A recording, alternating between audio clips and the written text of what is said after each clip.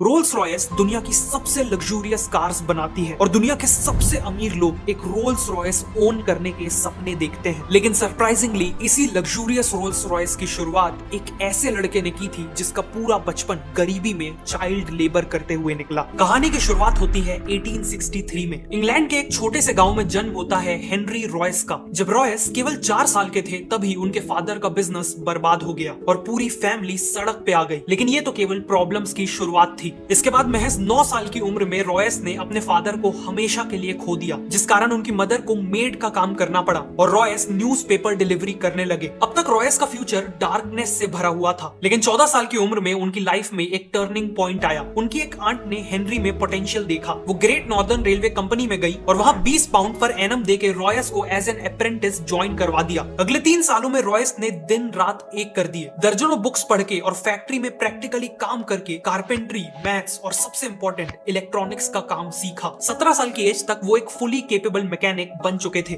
21 साल की एज आते तक वो मैक्सिम वेस्टर्न नाम की कंपनी में एज एन इंजीनियर काम कर रहे थे, लेकिन फाइनेंशियल डिफिकल्टीज के चलते ये कंपनी बंद होने वाली थी। ऐसे में रॉयस के पास कई और कंपनीज में जॉब लेने का ऑप्शन था, लेकिन उन्होंने अपनी खुद की इलेक्ट्रिकल इंजीनियरिंग कंपनी खोलने का फैसला लिया। उन्होंने अपनी 20 पाउंड की सेविंग्स यूज की और मैनचेस्टर में एक छोटे से ऑफिस स्पेस से शुरुआत की एफएच रॉयस एंड कंपनी की। उन्होंने अपने एक दोस्त अर्नेस्ट क्लेरेमोंट को एज अ पार्टनर भी ज्वाइन करा लिया। इनिशियली सर्वाइव करने के लिए रॉयस को जो भी काम मिला उन्होंने किया, जैसे सुइंग मशीन रिपेयर करना, इलेक्ट्रिकल फिटिंग्स करना वगैरह। लेकिन फिर रॉयस ने देखा कि टाइम के साथ साथ इलेक्ट्रिकल लाइटिंग्स और फिटिंग्स की डिमांड बहुत बढ़ती जा रही है। इसीलिए उन्होंने आर्क लैंप्स, बल्ब होल्डर्स और इलेक्ट्रॉनिक डोर बेल की मैन्युफैक्चरिंग का काम चालू कर दिया और इसी काम ने कंपनी की किस्मत बदल दी। ईयर 1900 तक कंपनी की सेल्स 20,000 पाउंड क्रॉस कर गई थी। 38 की एज में रॉयस की एक फैमिली थी और वो एक बहुत बड़ी फैक्ट्री बिल्ड करने का प्लान कर रहे थे। सब कुछ अच्छा चल रहा था कि तभी कहानी में एक ट्विस्ट आता है। 1901 में जर्मन और अमेरिकन कंपनीज ने ब्रिटिश इलेक्ट्रॉनिक्स मार्केट में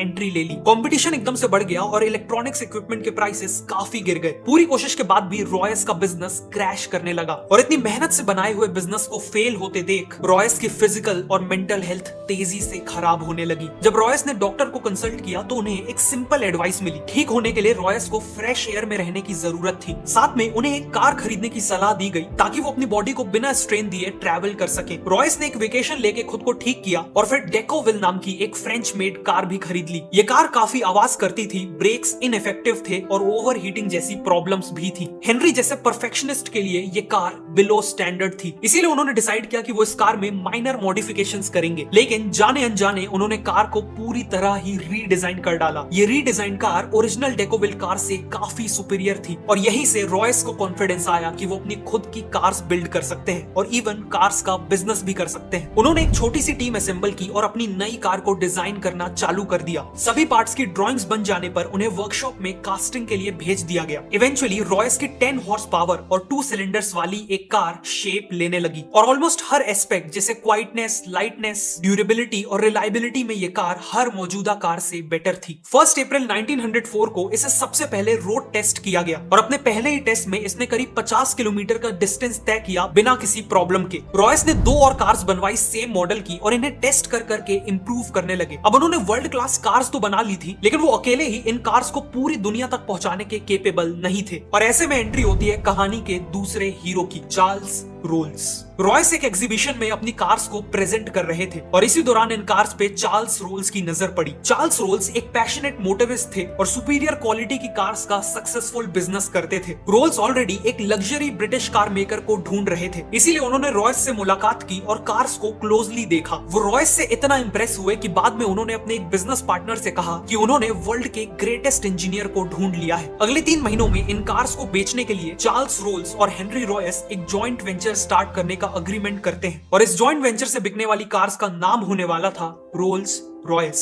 आगे बढ़ने से पहले आपसे एक क्वेश्चन है, क्या आप भी एक सक्सेसफुल स्टार्टअप बिल्ड करना चाहते हैं और खुद के लिए फाइनेंशियल फ्रीडम चाहते हैं? अगर हाँ, तो मैं हाईली रिकमेंड करूंगा कि आप ऑडिबल पे the lean startup audio book को सुने। ये ऑडियो बुक आपको स्टेप बाय स्टेप गाइड करेगी और सिखाएगी कि कैसे टाइम और मनी को बिना वेस्ट किए आप अपने बिजनेस आइडिया को टेस्ट करें, वैल्यूएबल प्रोडक्ट्स बनाएं और बिजनेस को ग्रो करें। ये ऑडियो बुक सच में आपकी लाइफ चेंज कर सकती है। वैसे मैं खुद ऑडिबल को अलग अलग जॉनर्स की ऑडियो बुक सुनने के लिए और इवन वीडियोस की रिसर्च के लिए काफी यूज करता हूँ। ऑल्सो अब आप ऑडिबल में यूपीआई के थ्रू भी इजिली साइन अप कर सकते हो। क्रेडिट या डेबिट कार्ड की जरूरत नहीं है। तो अभी नीचे डिस्क्रिप्शन या पिन कमेंट में दिए हुए लिंक से ऑडिबल पे साइन अप करिए और 2 महीने का फ्री ट्रायल पाइए। अब कहानी पे वापस आते हैं। मार्च 1906 में रोल्स रॉयस लिमिटेड को ऑफिशियली स्टैब्लिश किया गया और सबसे पहले 4 रोल्स रॉयस 10, 15, 20 और 30 हॉर्स पावर वाली मॉडल्स को सप्लाई करने का डिसीजन लिया जाता है। रोल्स का मानना था कि किसी भी कार की मार्केटिंग करने का सबसे अच्छा तरीका है उस कार के साथ रेसिंग टूर्नामेंट्स में पार्टिसिपेट करना। इसीलिए रोल्स ने आइल ऑफ मैन टूरिस्ट ट्रॉफी जैसे प्रेस्टिजियस टूर्नामेंट्स में पार्टिसिपेट किया और रोल्स रॉयस की कार्स यूज करके उन रेसेस को जीता भी। साथ ही साथ उन्होंने इन कार से कई नए स्पीड रिकॉर्ड्स भी बनाए। इन सब से रोल्स रॉयस ऑलरेडी एक ग्रेट कार कंपनी की तरह एस्टैब्लिश हो चुकी थी, लेकिन अभी उनकी सबसे सक्सेसफुल कार का आना बाकी था। ईयर 1906 के एंड में रॉयस ने 40 और 50 हॉर्स पावर और 6 सिलेंडर्स के साथ एक मॉडल लॉन्च किया। इसकी बॉडी का कलर सिल्वर था और यह चलाने में बेहद स्मूथ और साइलेंट थी, बिल्कुल एक गोस्ट की तरह, और इसीलिए इसका नाम सिल्वर गोस्ट रखा गया। कार को मार्केट करने के लिए रोल्स ने 24,000 किलोमीटर का एक इंड्योरेंस टेस्ट प्लान किया, जिसमें सिल्वर गोस्ट को संडेज को छोड़कर 2.5 महीनों तक दिन और रात के लिए लगातार चलाया गया और 24,000 किलोमीटर का डिस्टेंस कवर किया गया। सिल्वर गोस्ट ने बिना किसी इशू के ये टेस्ट पास भी कर लिया। इसके अलावा रोल्स ने कई डेमोन्स्ट्रेशंस ऑर्गेनाइज किए जिसमें उन्होंने सिल्वर गोस्ट को विस्पर टेस्ट से गुजारा। इस टेस्ट में वो कार के बोनट के ऊपर एक कॉइन को बैलेंस करते हुए उसे बिना गिराए चलाते थे, जिससे प्रूव होता था कि ये कार एक्सट्रीमली स्मूथ है। इन्हीं स्ट्रेटेजी से सिल्वर गोस्ट चारों तरफ best car in the world की तरह पॉपुलर हो गई और ये उस समय के किंग्स, क्वींस और इंडस्ट्री लीडर्स की फर्स्ट चॉइस बन गई। रोल्स और रॉयस की पार्टनरशिप का डिसीजन एक मास्टर स्ट्रोक साबित हुआ था। उन्हें हर तरफ से सक्सेस मिल रही थी कि तभी एक भयानक हादसा हो गया। कार्स के साथ साथ चार्ल्स रोल्स एविएशन के लिए भी काफी पैशनेट थे। 12 जुलाई 1910 को वो राइट फ्लायर नाम का प्लेन उड़ा रहे थे। फ्लाइट के दौरान एयरक्राफ्ट का टेल सेक्शन टूट गया और प्लेन 100 फीट की ऊंचाई से क्रैश कर गया। इस हादसे में 32 साल के चार्ल्स रोल्स ने अपनी जान गंवा दी। अनफॉर्चुनेटली एयरप्लेन एक्सीडेंट्स में जान गंवाने वाले वो ब्रिटेन के पहले इंसान बने। इस हादसे ने रॉयस को डीपली इंपैक्ट कर दिया था। वो इस लॉस से उभरने की कोशिश कर ही रहे थे कि 1911 में उन्हें एक और झटका मिला। उनकी हेल्थ तेजी से खराब होने लगी और डॉक्टर्स ने बताया कि उन्हें बॉल कैंसर है। उनका एक मेजर ऑपरेशन हुआ, लेकिन इसके बाद भी डॉक्टर्स ने कहा कि वो केवल 3 महीने ही जी पाएंगे। इस हालत में भी रॉयस बेड से ही सिल्वर घोस्ट के डिजाइन और इंजीनियरिंग को इंप्रूव करते रहे और फिर एक मिरेकल हुआ। देखते ही देखते 3 महीने बीत गए और रॉयस ने 100% रिकवरी अचीव कर ली। वापस आने के बाद रॉयस ने सिल्वर घोस्ट में मेजर इंप्रूवमेंट्स किए। ग्राउंड क्लियरेंस बढ़ाया गया, सस्पेंशन को इंप्रूव किया गया और शैसीज को भी स्ट्रॉन्ग बनाया गया। इसी दौरान रोल्स रॉयस ने देखा कि कार्स के बोनेट पे पर्सनलाइज्ड मैस्कॉट्स लगाने का एक ट्रेंड चला है, लेकिन कंपनी चिंता में थी कि लोग इनएप्रोप्रिएट मैस्कॉट्स लगा रहे हैं जिससे रोल्स रॉयस की इमेज नेगेटिवली इंपैक्ट हो सकती है। इसीलिए उन्होंने खुद का मैस्कॉट डिजाइन करवाया। इनके मैस्कॉट में एलेनोर थॉर्टन नाम की ब्रिटिश एक्ट्रेस और मॉडल को यूज किया गया है। ये स्कल्पचर एक वुमेन को आगे की ओर लीन करता दिखाता है। उनके हाथ पीछे की ओर स्ट्रेच्ड हैं और उनके ऊपर तेज हवा पड़ रही है। ये मैस्कॉट एक सेंस ऑफ ग्रेस, फ्रीडम और स्पीड को सिंबलाइज करता है। इसका नाम है स्पिरिट ऑफ एक्सटेसी। एक्सटेसी का मतलब है ओवरवेलमिंग हैप्पीनेस। इन सभी इंप्रूवमेंट्स के चलते रोल्स रॉयस की सेल्स और प्रॉफिट्स एक्सपोनेंशियली ग्रो कर रहे थे। 1913 तक उनका प्रॉफिट 90,000 पाउंड से भी ज्यादा हो चुका था और ब्रांचेस को इंटरनेशनली एक्सपैंड करने के भी प्लान्स थे। लेकिन फिर से कुछ ऐसा हुआ जिसने रोल्स रॉयस को ऑलमोस्ट बर्बाद कर दिया। वर्ल्ड वॉर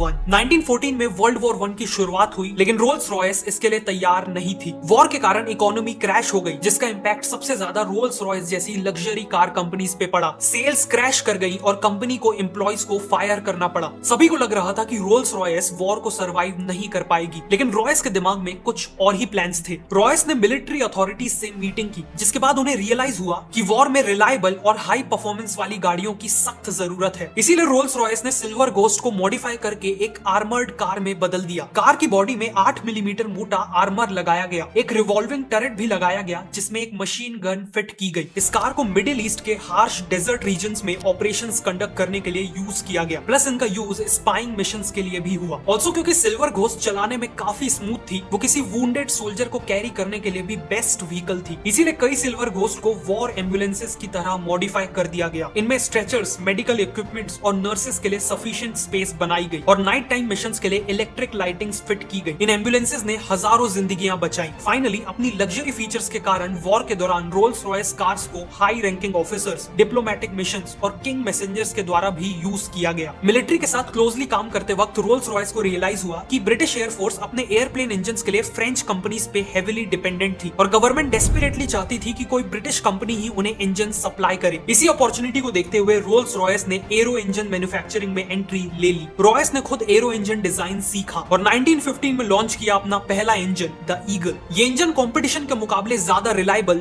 लाइट और फ्यूल एफिशिएंट था, इसीलिए ब्रिटिश एयरफोर्स ने साल के एंड तक 500 ईगल इंजन का ऑर्डर दे दिया। लेकिन रॉयस यहाँ नहीं रुके, उन्होंने 1915 एंड में लाइट एयरक्राफ्ट के लिए हॉक इंजन बनाया। 1916 में ईगल का स्मॉलर वर्जन फैल्कन इंजन बनाया और 1918 में लार्ज और लॉन्ग रेंज एयरक्राफ्ट के लिए कॉन्डोर इंजन बनाया। इन इंजन्स के कारण ब्रिटेन को aerial combat, spying missions, anti submarine operations और बॉम्बिंग मिशंस, इन सभी में एक मेजर एडवांटेज मिला और यही उनकी जीत का एक इंपॉर्टेंट कारण बना। रोल्स रॉयस का एरो इंजन मैन्युफैक्चरिंग में एंट्री लेना एक ब्रिलियंट स्टेप साबित हुआ और आज भी हजारों कमर्शियल एयरक्राफ्ट्स और मिलिट्री एयरक्राफ्ट्स में रोल्स रॉयस के ही इंजन्स यूज किए जाते हैं। 1918 में वर्ल्ड वॉर 1 खत्म हो गई और अगले 15 साल रॉयस ने कार्स और एरो इंजन दोनों पे फोकस किया। उन्होंने एक स्मॉलर और चीपर कार लॉन्च की जिसका नाम था 20। अनफॉर्चुनेटली 20 की सेल्स ज्यादा इंप्रेसिव नहीं थी। 1925 तक लग्जरी कार मार्केट में बेंटली, डेल्मर और कैडिलैक जैसी ब्रांड्स के कारण कंपटीशन बहुत बढ़ गया था और रोल्स रॉयस को अपनी पोजीशन मेंटेन करने के लिए एक बोल्ड कार की जरूरत थी। इसीलिए उन्होंने सिल्वर गोस्ट को रिप्लेस करते हुए बेटर परफॉर्मेंस और 4 व्हील ब्रेक्स के साथ लॉन्च की द न्यू फैंटम। फैंटम काफी सक्सेसफुल हुई और इसने वापस से रोल्स रॉयस को लग्जरी कार मार्केट का किंग बना दिया। आगे चल के फैंटम 2 भी लॉन्च की गई जो इक्वली वेल रिसीव्ड थी। 1931 में रोल्स रॉयस ने बेंटली को एक्वायर कर लिया जो बैंकरप्ट होने वाली थी और इसके बाद रॉयस ने डिजाइन की